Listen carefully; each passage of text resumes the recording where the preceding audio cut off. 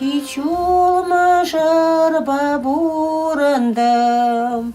Hiç olmaz araba burandım. Persil samaye biltmerim. Persil samaye biltmerim.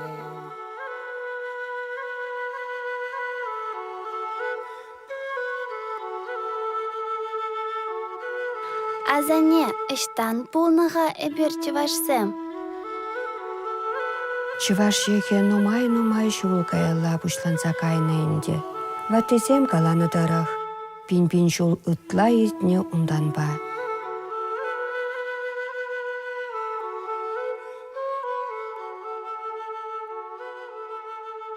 История великого народа.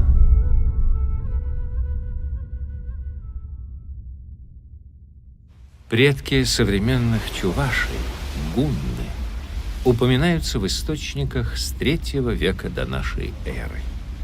На территории Алтая и современного Северного Китая они создали обширную кочевую империю. В III веке нашей эры китайцы построили Великую Стену, чтобы защититься от них.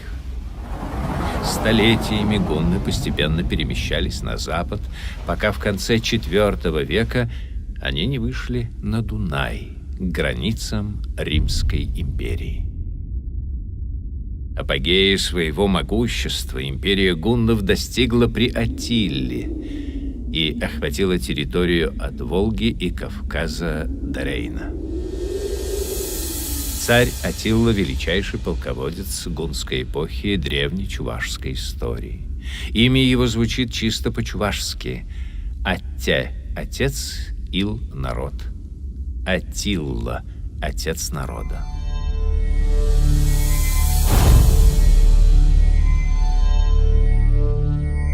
После смерти Аттиллы гунны отошли на равнины Северного Кавказа и Приазовья и стали именовать себя булгары. Гунны сыграли огромную роль в человеческой истории. Массовое перемещение их на запад дало толчок к так называемому массовому перемещению народов. Гунны неслись огромной лавиной, сметая все на своем пути. Целые народы, чтобы выжить, снимались с насиженных мест и уходили, тем самым тесня другие племена и народы.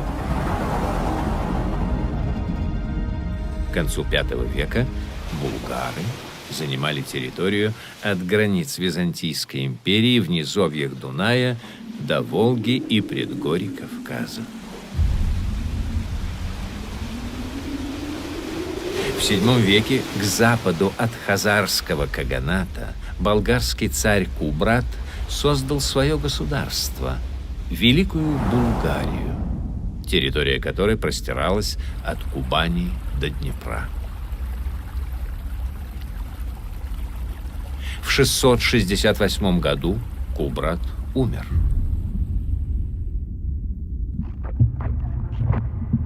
Великая Булгария, созданная на территории Северного Кавказа и Приазовья, распалась, так как 5 сыновей Кубрата разделились на отдельные княжества, и каждый из них отправился в свою сторону.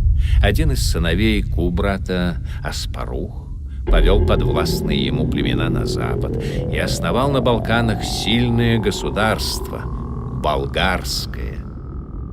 Балканские болгары в течение времени смешались со славянами и стали терять свой родной булгарский язык. Но всем известно, что булгарский народ, он неоднородным был. Там были разные такие народные группы. И часть булгар, она пошла вдоль берега Черного моря и определилась на современной территории Болгарии, а часть поднялась вверх по Волге и обосновалась вот в нашей местности. Народа Волжской Болгарии и Дунайской Болгарии, наши единокровные братья. Этим мы должны гордиться. но старинные булгарские слова, особенно воинские и сельскохозяйственные термины, названия местностей сохранились и встречаются в чувашском языке. В Волжской Болгарии был царь. В истории он сохранился как Алмуш. Чуваши называли его Эльмуш. По сей день в нашей местности про красиво одетых мужчин говорят «стал похожим на Эльмуша». И это доказывает, что чуваши, живущие в нашей местности, являются потомками болгар. Второй сын, Кодра-Батор, из причерноморских и азовских степей повел своих людей на север. Остановились кочевники на Средней Волге и в бассейне Камы. И здесь создали другую процветающую державу – Волжскую Булгарию. Исследователи 20 века венгерские Ронаташ и Мунгача внимательно изучали свой венгерский язык и нашли в своем венгерском языке до 600 булгаризмов, чувашизмов. То есть те слова, которые объясняются именно только на чувашском языке. И говорят о том, что предки венгерского народа их получили, когда кочевали, то есть они шли и мигрировали с территории Приуралья, длительное время проживали в Среднем Поволжье, и потом они уже в эпоху переселения народов осели уже с гуннами на территории Восточной Европы. И пока они находились на территории Среднего Поволжья, то многие слова перешли в их языке. Они впитали, потому что Волжско-болгарское государство, оно было более культурно развито, потому что многие народы впитывают как раз слова как раз более высокоразвитых народов. То есть они для того, что они отражают более сложные понятия, либо непривычные понятия, связанные, опять-таки, с культурными понятиями. В Татарстане много деревень, названных именами болгарского периода и созвучными с именем царя Алмуш. Например, Савруш, Кижавуш. И во все времена в этих деревнях и близлежащих местностях жили только чуваши. Вот финский лингвист Рясянин, исследуя марийский язык, насчитал до 480 чувашских слов в марийском языке. Продолжая эту линию, наш Михаил Романович Федотов насчитал порядка около 1400 чувашских слов в марийском языке. Откуда они пришли? Они пришли как раз через болгарскую культуру. То есть лингвистическая экспансия болгарского языка, тюркского языка шел в этот период. Много родов и племен было в Волжской Булгарии. И род Дула, и Сугуты, и Шигали, и Уби, и Элшели, и Сувары, и Хазары, и Массагеты. Исследователи пишут еще о племенах Собикюль и Челматы. И впоследствии возникли около 150 городов, это документально уже известно, около 150 городов на территории уже будущего булгарского государства. Все они говорили на одном языке, жили одними и теми же обычаями, верили в небесного бога, отца Тура и его божественного сына Керемети. Впоследствии все они объединились в единый народ – булгарскую нацию. С X века упоминания ни одного из них, в том числе и Сувар, уже не было. С течением времени они сделались народом гражданским и торговым, имели сообщение посредством судоходных рек с севером России, а через море Каспийское с Персией и другими богатыми азиатскими странами.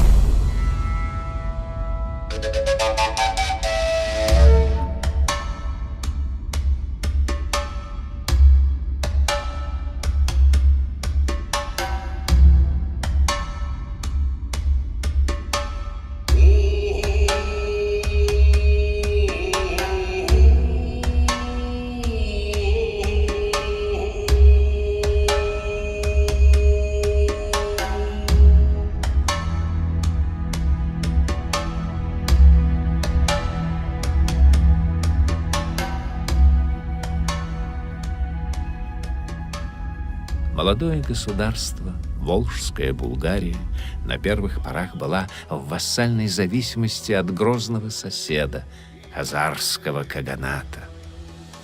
В целях укрепления государственности царь Волжской Булгарии в 922 году принял ислам в качестве государственной религии, надеясь на поддержку арабского халифа.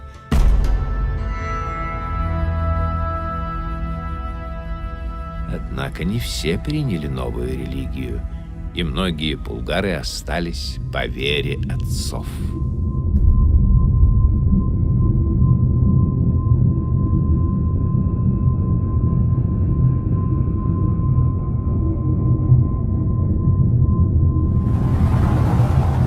Да, принятие чужой религии – это очень сложный процесс.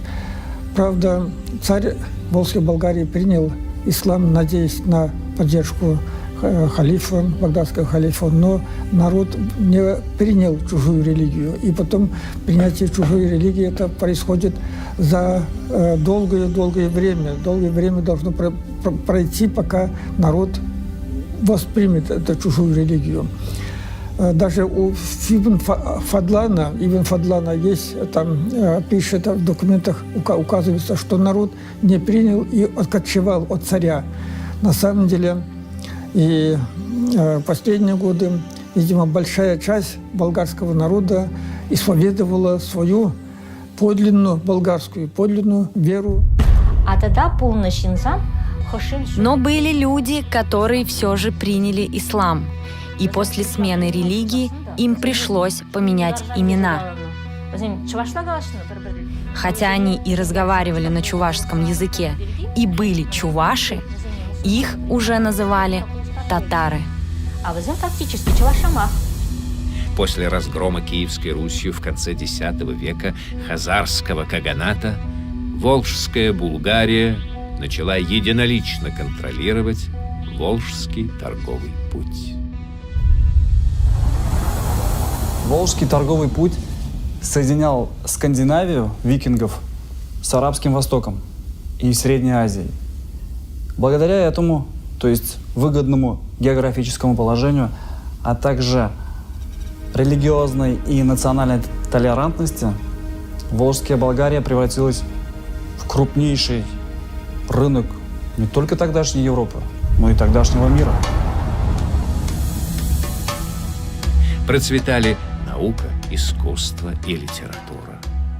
Булгарские купцы внимательно следили, чтобы иноземные купцы не выходили напрямую друг на друга и выполняли роль посредников между ними. В Волжской Булгарии торговое посредничество составляло основу экономики, но не только.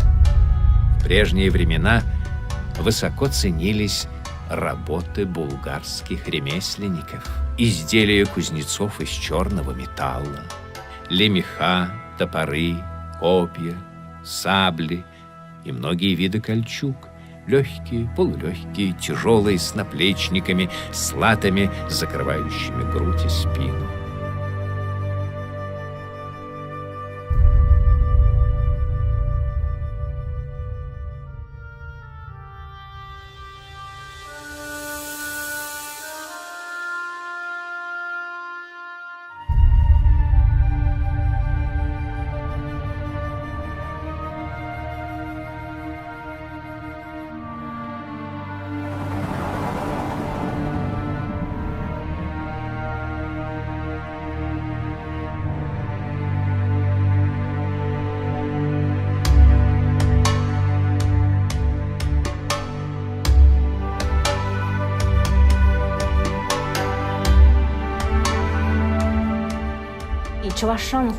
И, кстати, среди чувашей никогда не было воровства, потому что на каждой вещи стоял родовой знак.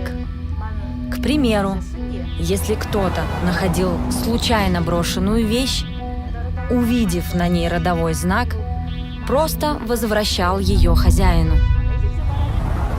До этого никакого государства ведь не было на этой территории раньше. То есть, может быть, некоторые там были какие-то что-то какие-то движения, но такого в целостном виде, с крепкой структурой государственной, со своей уже культурно-идеологической системой, с международно признанной. То есть это стало именно Волжская Болгария. Тут можно сослаться на мнение известного русского лингвиста, нашего уважаемого Николая Ивановича Ашмарина, который подробно изучал, внимательно вообще он этой темой занимался, и он сравнивает роль волжских болгар на народы Среднего Поволжья, что они оказали такое же влияние примерно, как римляне на народы Европы.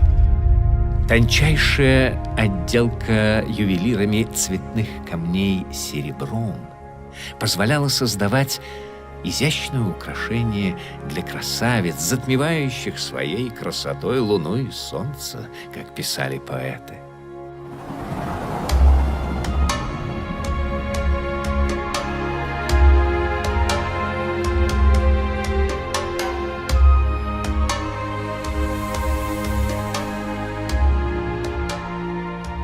Своеобразной маркой булгарского присутствия свидетельствует замечательная по своему качеству керамика. Изделия из красной, хорошо обожженной глины не спутаешь с изделиями иноземного производства в изобилии, встречающимися при раскопках в соседних областях.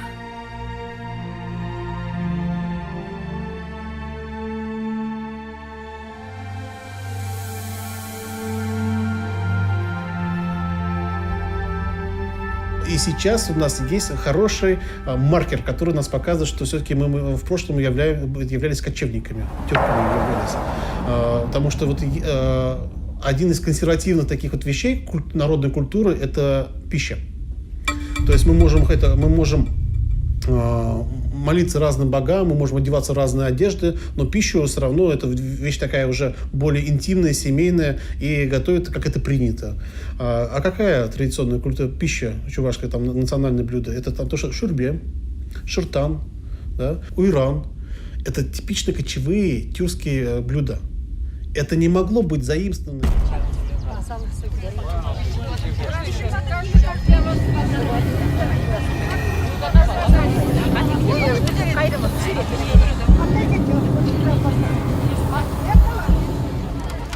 Причем это церемониальная, это же не просто не повседневная же еда, а вот непосредственно готовить именно какая-то традиция, которую мы сами, может быть, не осознаем, но она в нашем культурном коде есть.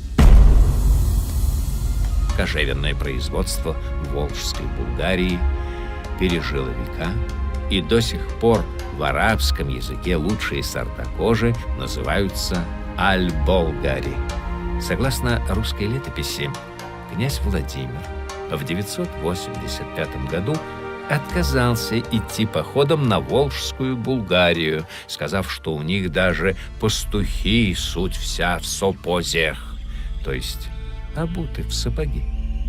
«Поищем себе лапотников!» — воскликнул русский князь.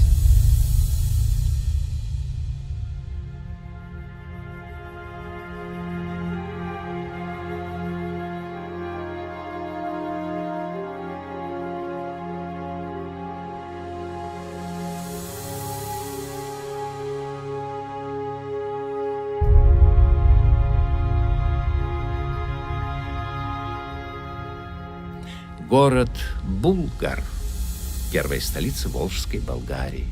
Он расположился на краю верхней террасы, которая возвышалась над долиной Волги на 30 метров и в 30 километрах ниже устья Кама.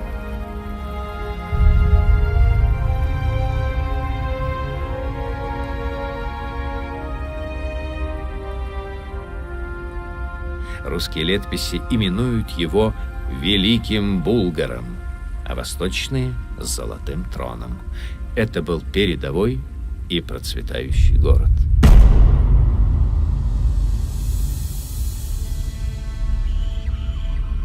Князь Владимир Суздальский в своем письме к киевскому князю в 1186 году пишет: «Отче и братья, все булгары, соседи наши, суть вельми богаты и сильны. За сравнительно небольшое по историческим меркам время, несколько веков, Волжская Болгария превратилась в могущественное государство. Чувашская болгарская государственность, она чем интересна, она, конечно, да, она обладала своими военными традициями. Это было крепкое военное государство, которое соперничало такому мощному государству, как Киевская Русь. То есть у них было военное соперничество, и волжские болгары часто побеждали во многих сражениях. И у них там были достаточно паритетные отношения. Булгары стали отличными мореходами. Они имели торговый и военный флот.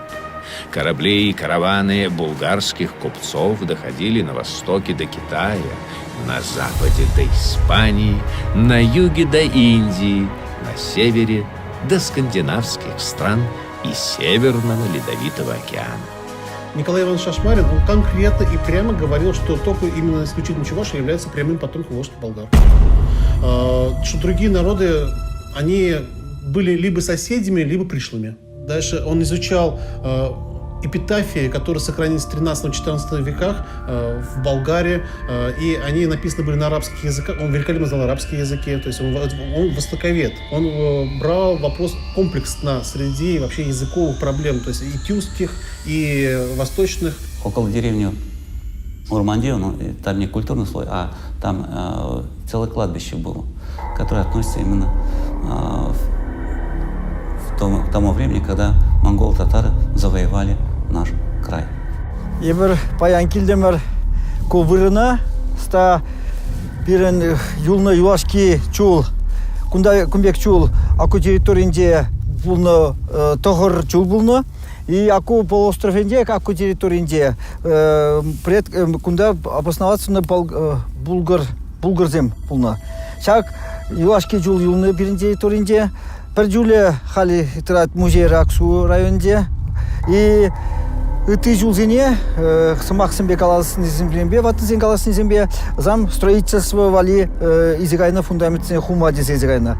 Но кучула айбер пахсадрапор, что уже пальме, что действительно кунда малдан булгарзем,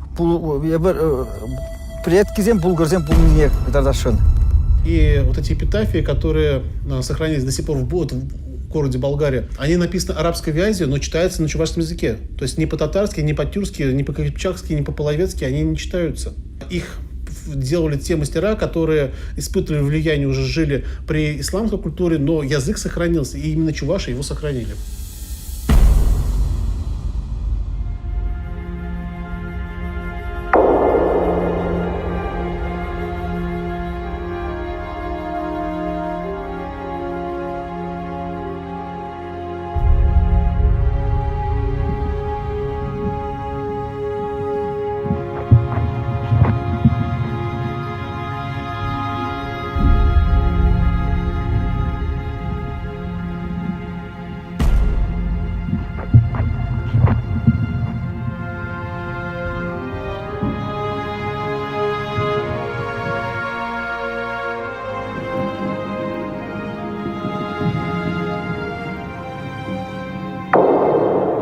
Вот эти надгробные камни в свое время были хорошо исследованы, и они показывают, что здесь было крупное сражение вот в этих местах, и в районе леса здесь вообще густой лес был, и около рек вот с Аврушем были крупные сражения, и там были вот такие захоронения, и целое кладбище возникает.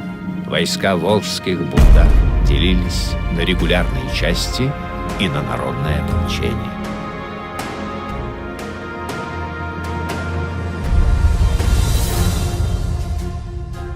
Кроме того, была большая дружина царская и малые, то есть дружины принцев, князей, владык областей.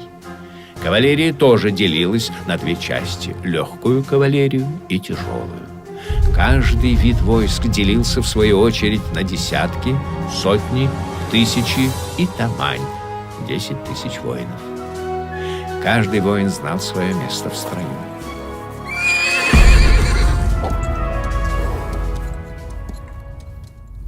Если брать современные археологические исследования, то они проводились только в окрестностях городов болгар и Беляр.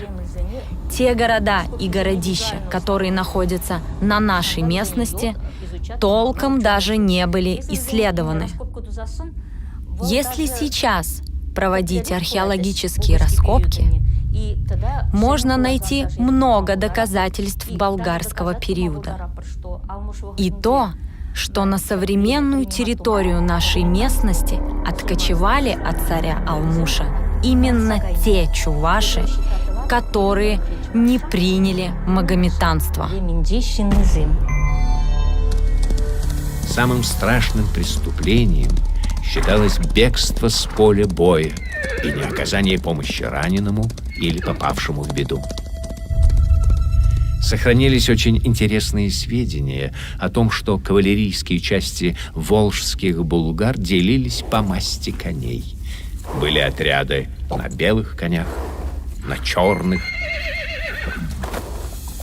И каждая такая часть имела звериное название: барсы, волки, рыси, соколы, львы, орлы и тому подобное. Все это очень хорошо описывается в древнебулгарско-чувашском эпосе «Ылтанбик». Дмитрий Петрович Петров-Юман в своей работе писал, что у чувашей государственность была создана еще 1000 лет тому назад и относил как раз к периоду болгарского царства. Он развивал эту мысль там дальше, что болгары несли свою вот эту культуру, традиции, политическую культуру для народов, для местных народов, обогатила тем самым близлежащие народы. Но потом под ударами монголо-татарского войска оно потерпело крушение историческое. На 700 лет было отброшено его историческое развитие. Но, тем не менее, в 20-м году она возродилась. И воспринимали не только он, все дети, Ильмень и все остальные деятели этих времен, что это как бы зарождение чувашской государственности.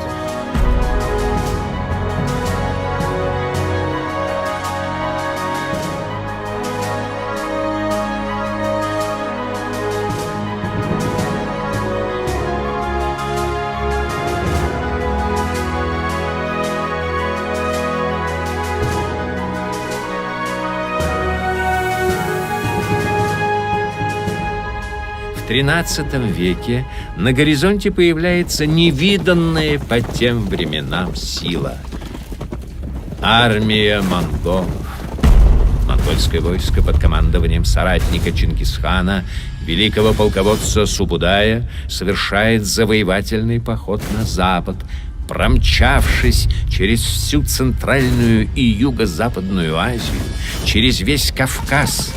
Она выходит в Восточную Европу, одержав легкую победу на Калке над объединенными русско-половецкими войсками. Они вторгаются в южные пределы Волжской Булгарии, но попадают в булгарскую ловушку у Самарской Луки.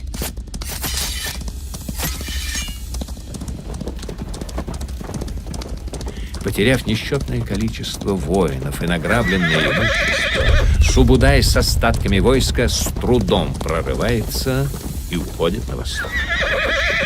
Булгары оказались единственным народом, который победил монгольскую армию и остановил их нашествие на Европу.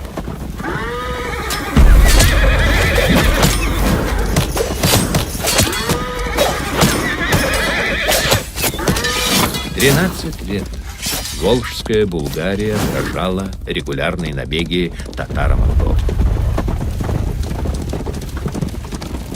В 1236 году, собрав несметные полчища, по некоторым данным, до 600 тысяч воинов, монголы с новой силой вторглись в Волжскую Булгарию и завоевали ее.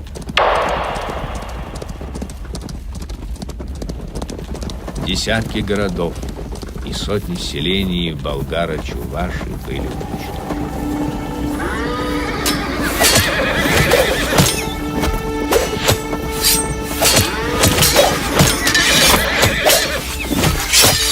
Приедоша от востока восточные страны болгарскую землю безбожные татарии, и взяша славный великий город болгарский, и избиша оружием от старца и до унова, и до сущего младенца, и взявши товары множество, а город их поджегша, и всю землю их плениша. Так записал русский летописец в 1236 году о падении тогдашней столицы Великой Булгарии, города Биляра. Монголы, думая, что покорили Волжскую Булгарию, оставив гарнизоны, ушли на запад и завоевали часть земель русских, венгров, румын, поляк. После этого любой небольшой монгольский отряд, не встречая сопротивления, мог пройтись по многим городам Восточной Европы, сжигая и уничтожая все на своем пути. Но опять восстали волжские булгары.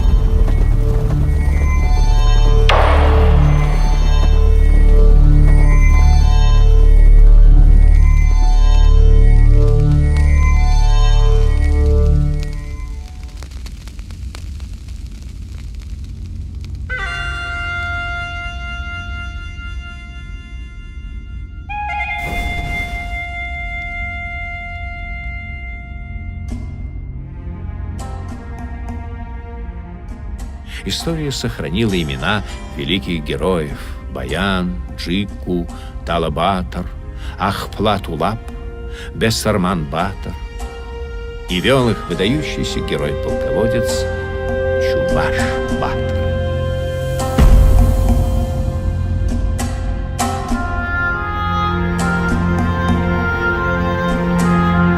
И действительно, в истории очень много примеров, когда целые народы назывались именами своих вождей или полководцев.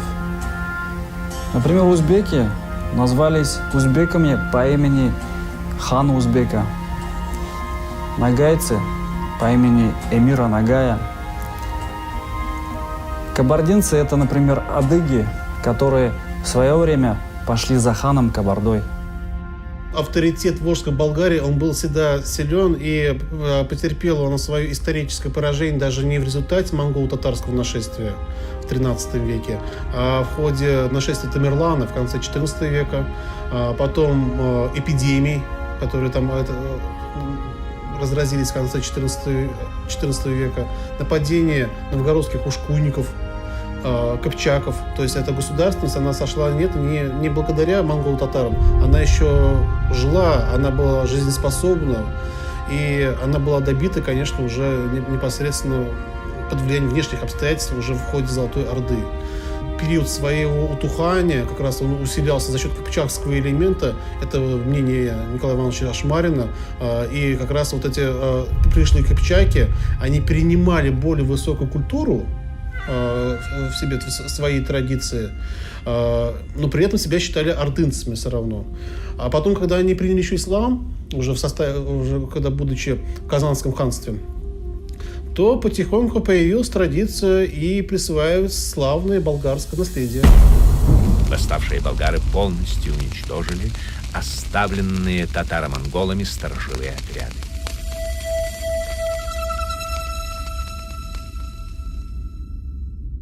Узнав о восстании, хан Батый вместо того, чтобы идти дальше на запад, вынужден был повернуть назад. Около болгарского города Илтанду, что у истоков реки Сура, недалеко от современной Пензы, состоялось грандиозное сражение.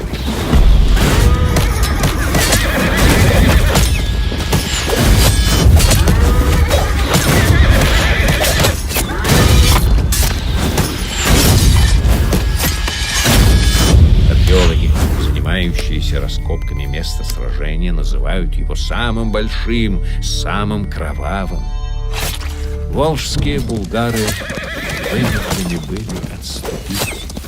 Их боевые отряды уходили вглубь своей страны, где постоянно происходили стычки с монголами. Именем великого героя, великого полководца мы сейчас называемся чувашами. Мы болгары. О том, что мы почему называемся чувашами, собрано много материалов. Эпические материалы, эпические песни, эпические поэмы об этом говорят. Я собрал эти материалы многие годы.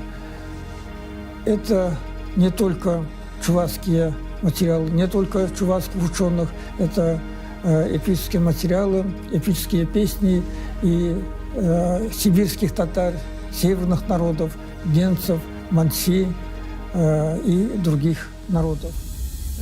Почему мы должны стесняться, что мы чуваши? Мы должны гордиться этим. Несмотря ни на что, мы сохранили свою нацию, мы сохранили свой язык и традиции. Чувашские обряды проводятся по сей день.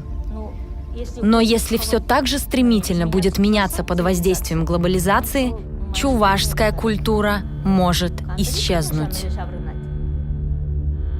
Долгие годы вел Чуваш-Батор борьбу с врагами и погиб в боях на северо-восточных рубежах своей славной державы. Часть великого народа ушла на правобережье Волги и Камы, туда, где шумели вековые леса, текли широкие реки и куда не могла добраться вражеская конница.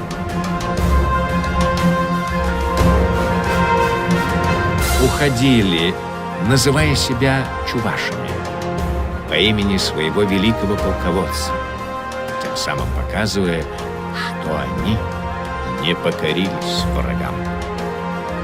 Так волжские булгары стали чувашами, вписав в свою вековую историю еще одну великую страницу.